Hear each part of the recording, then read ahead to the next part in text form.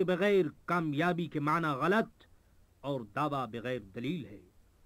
اسلام انہی روشن حقیقتوں کے ساتھ قربانی کے مفہوم و معنی پیش کرتا ہے اور اپنی اس فطری حیثیت کا بڑی صفائی سے اعلان کرتا ہے کہ اسلام کی ابتدا قربانی ہے اور اس کی انتہا بھی قربانی ہے، کہ اسلامی سال کا آخری مہینہ ذی الحجہ جس طرح ابراہیمی ایثار اور اسماعیلی قربانی کی یاد تازہ کرتا ہے، اسی طرح اسلامی سال کا پہلا مہینہ محرم الحرام بھی حسینی ایثار و قربانی کی ایک ناقابل فراموش داستان پیش کرتا ہے۔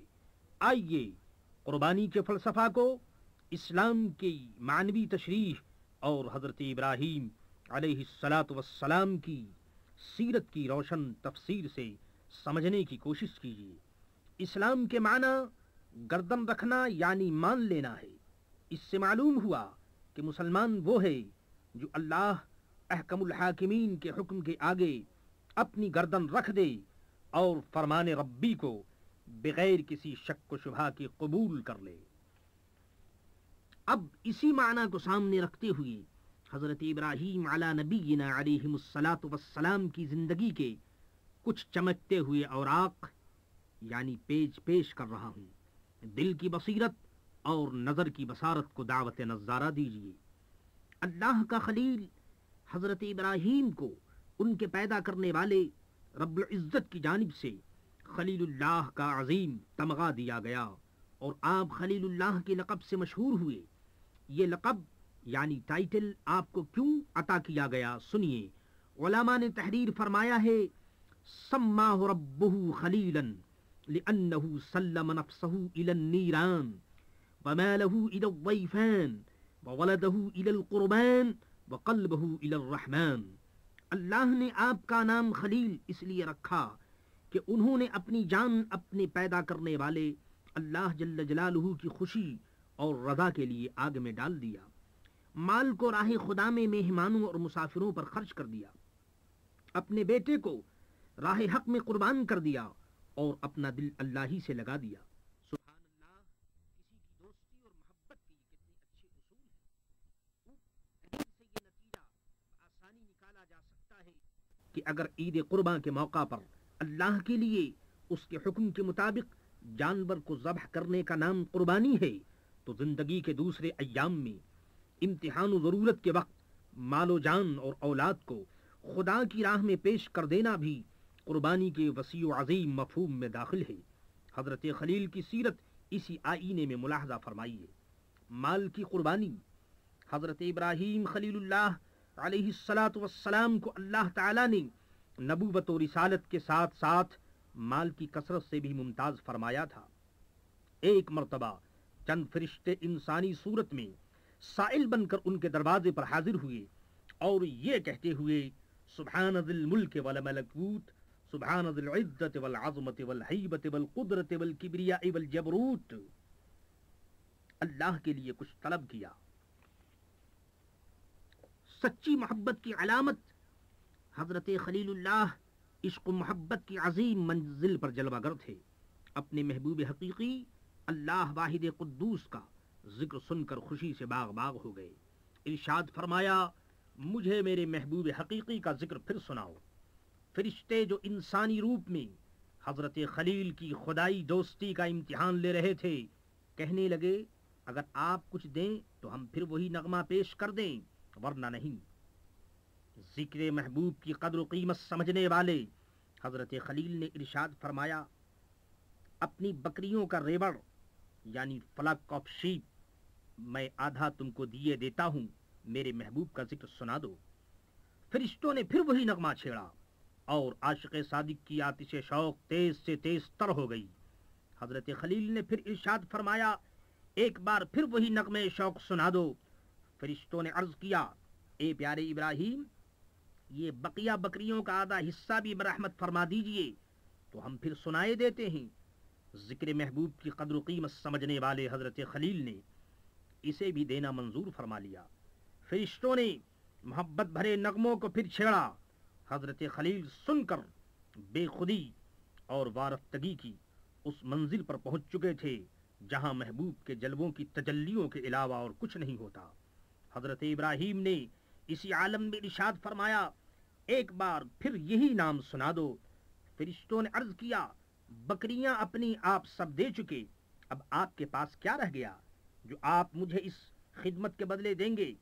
حضرت ابراہیم نے انتہائی سادگی کے ساتھ مگر ایثار و محبت کا انمول جواب عطا فرمایا، ہاں بکریاں تم نے لے لیں، اب بکریوں کی خدمت کے لیے میں حاضر ہوں۔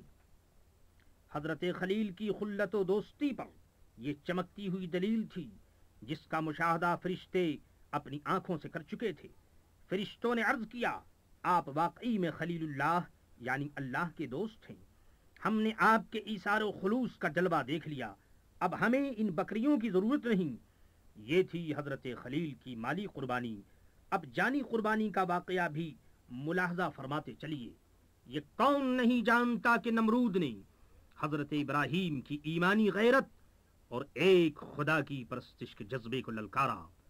اس نے اپنی قوم کی معیت میں انصاف و صداقت کا گلا گھونٹتے ہوئے یہ نمرودی فیصلہ کیا، قالوا حرقوہ وانصروا آلہتکم ان کنتم فاعلین، یعنی ان کو جلا دو اور اپنے خداؤں کی مدد کرو اگر تمہیں کرنا ہے۔